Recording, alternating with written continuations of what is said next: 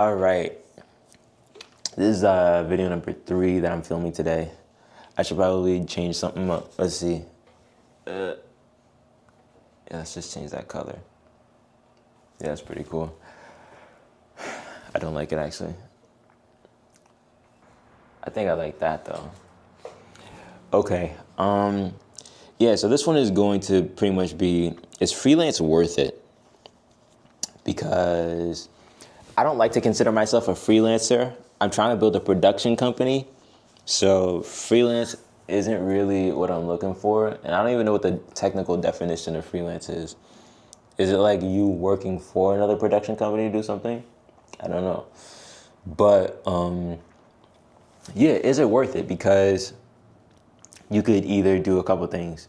You could be a freelancer and do your own video, photo stuff, or you could work for a production company, or you could just work a regular job. I don't know, but is being a freelancer worth it?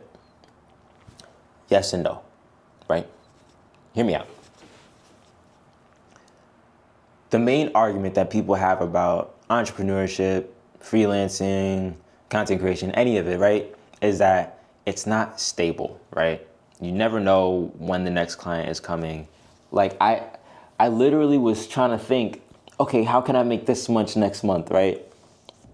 And I just kind of thought about it. I'm like, I have no idea who I'm going to be working with next month because I don't have any retainer clients right now. I have a few people that I consistently go to, but it's on like, they call me type basis. Like it's not a very consistent thing. So when I think about, all right, how much am I going to make next month or whatever, I literally have to find a whole new group of just clients, like every single month. And sometimes people find me, a lot of times people find me, but sometimes I have to go out and find them. And it's kind of like, okay, how exactly am I going to make X amount of dollars next month? You don't know. Sometimes it doesn't work out, and it's hard and it's scary. It's possible though, But that's like one of the main things that people that's their argument, I should say. And to be honest, true, it's not as stable as say like a job, right? Whether you're in production or you're just like working a regular job, And here's why it's not as stable. It's because companies and businesses don't love you. It's the truth, You might have such a great working relationship with your work team. They're your home, they're your this and that. But truth be told, the company cares zero about you. Unless you're the absolute top performer. And even in that case, sometimes somebody higher up will fire you just out of animosity and jealousy because they may be afraid that you're going to take their job. Ma? What's up? All right, I guess I'm gonna have to pick it up from where I left off at, but I have no idea. I think I was probably talking about the stability aspect of a job. Oh yeah, they don't love you. They don't.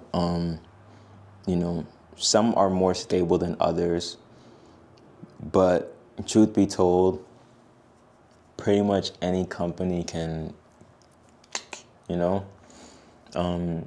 for instance, this is different. This is actually a different scenario, but my uncle, he's a electrician here in New York, and every so often, like they just like kind of not do let goes, but it's called furlough, and he basically is out of work for however long, and it's just kind of like, okay, so for this amount of time, you just don't get work, and then you have to find something else, like another way to generate income, and that's just kind of insane. They can just kind of pick and choose. You're going on furlough, and that goes for any industry. If you're in tech or if you're, working for this and that company, at any point they can just kind of say, yeah, we're going to do our own thing, And it's just kind of like, dang, that's how you're going to treat me? that's how they're going to treat you. So there's that aspect of it. Again, like they're a little bit more stable in a sense that, okay, if you're getting paid $4,000 a month, you know that you're going to get $2,000 bi-weekly, you know, and that's cool. You know, you work your 40 hours, you're going to get paid for the 40 hours, or if your salary, you get your whatever, you know. And that, I like that aspect, you know, that sounds really comfortable and really safe. And on top of that, like I was talking about in one of the other videos, it's 9 to 5. That's all you work. You don't have to bring your work home and then finish your work afterward. You know, you don't have to do 9 to 5 and then 5 to 9 and then 9 to 5. Like all, you know, you don't have to do that. As a freelancer, sometimes it is like that. Sometimes you're working literally 18 hours for a day, you know, or more. I've worked that much, like more than once, at least like probably 3 times this month, 4 times this month, 5 times this month. I mean, I pull all-nighters like every single day. I'm not gonna lie to you. So, is freelance worth it? It's worth it if you like having more control over your life. You know, if that's important to you. I personally, for me, I like the fact that I have the power. I have the power, you know? I like that. I genuinely enjoy it. Even though I have so much stress from running a business, I have so much stress and I like, you know, want to cry myself to sleep sometimes. I like the fact that I don't have to listen to somebody else's orders other than my clients that are asking me to film something. Like, other than that, I'm not at someone else's beck and call, and I'm not building somebody else's business other than my clients, you know? I'm not building some big conglomerate's business, like, you know, doing all this work for minimal pay. And while being a freelancer, I'm also rewarded for my efforts. So the more work that I put in, the more that I usually get back. So if I'm door knocking more and more, I'm usually gonna get more back, you know? Or if I create better videos and edits and color grade and outreach, I'm going to get more back when I do that. At a job, if you put in extra work or whatever, you might get like a little bit of recognition in the office, like, yeah, we see you, Johnny, right? But that's like the extent of it, you know? I've never worked a corporate job, so I know that you guys get bonuses sometimes depending on where you work at. But, you know, is that worth it? Like, I'm not sure, you know? I know that you guys get, you know, certain benefits and your healthcare and all that stuff is covered, which is really great, you know? That stuff is really great for stability and an easy life. This is the point that I really want to get to, is that having a job or having a career, whatever, working for somebody else is great for an easy life, a life that doesn't take too much thought, because the other aspects of life take up a lot of thought too. Relationships take up a lot of thought. They take a lot of thought, you know?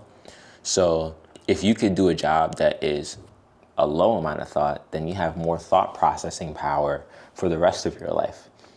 When you are an entrepreneur, freelancer, business owner, so much of your thought process goes to the business that the rest of your life might suffer a little bit. Yes, my business has been growing significantly, but I've been going to the gym less. You know, I've only been going like once a week for like the past like couple months. My, you know, personal relationships with my family is maybe a little bit less of interaction because I'm always out doing stuff, getting money. That's great. I know my lady misses me, which sucks, but you know, it's like, okay, I just need to make enough so that I can start to delegate stuff. And then I'm all yours, baby girl. But in conclusion, right, to conclusion the thesis here, is it worth it to be a freelancer or a business owner or an entrepreneur or whatever you want to call it? I want to say yes, if freedom is a requirement of yourself. For me, I enjoy having that freedom. I remember when I used to work a job, get up at 4:30, make my breakfast, which would be like hard-boiled eggs, then walk up to the bus. It was in the middle of winter too. Like I would walk up to the bus, steep ass hill, and then I would take the bus for about 30 minutes to 45 minutes or so. And then I'd have to walk from the bus to my job, be at the job by 7 a.m. And then, work the whole day, get home maybe 5 o'clock-ish. And then I have from 5 till about, 8 to do everything that I want to do because I had to be back up at 4:30. And, I couldn't stay up till like 10, so I'd have to really just be relaxed, taking a shower and all that stuff by 8 p.m. And it kind of leaves you with like no time, unfortunately. It leaves you with no time.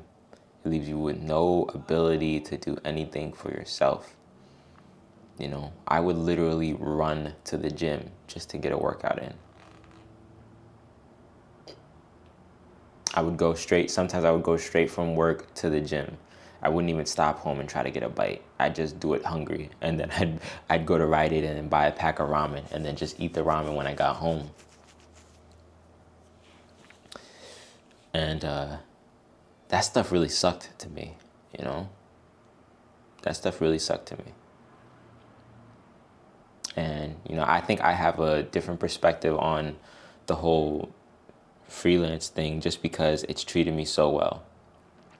Yes, it was a lot of work, and it is a lot of work, but I was able to buy myself a car. I'm able to pay all my bills, and I'm able to go to Chipotle. And that's the best part.